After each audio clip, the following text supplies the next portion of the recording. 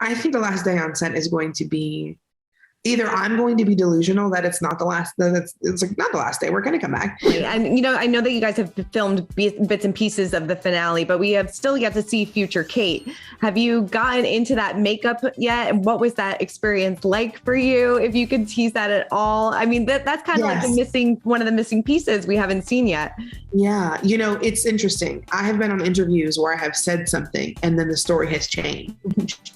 And I was like, oh gosh. So who knows? I know that I have different wigs for different times, but I don't know if they're going to actually finalize me at a particular age or what's going to happen. So I'm not sure, because sometimes it's down to the wire with like, we're going to change something, but I can't wait. I would love to see, you know, Kate aged up or prosthetics. I mean, John and Mandy go through 3.5 hours of prosthetics. And I'm like, I want to do that.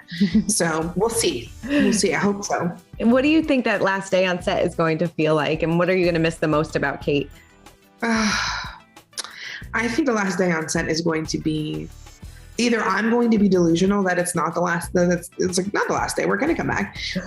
Or I'm going to be a blubbering mess. I don't know if there's any in between. And I think what I will miss most about Kate is that like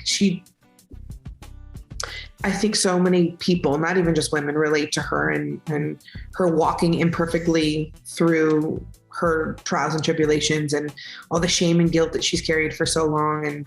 And it's really sort of like a torch that she's carrying. And I think she's, you know, that's a really special thing to meet people that I've never met before and be able to cry in bathrooms with them about what they're going through.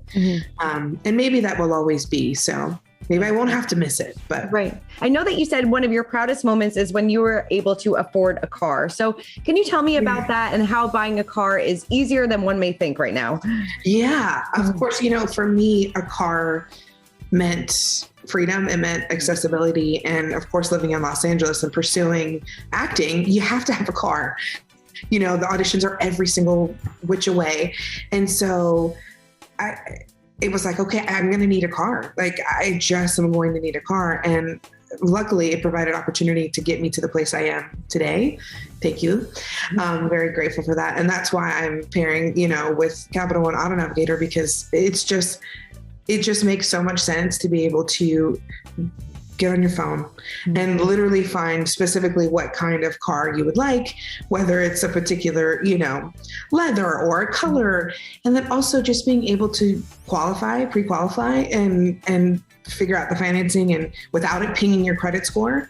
And then you get to the dealership. So you really get to have a good time with the test drive as opposed to, you know, sort of the daunting process and the scary process of like, am I going to be able to afford a car? And I know that so many people feel that way because I know I did. And still, it's like, what to expect, you know? So it's just, it's a great and it's super accessible. It's user friendly and it's just easier than ever. So.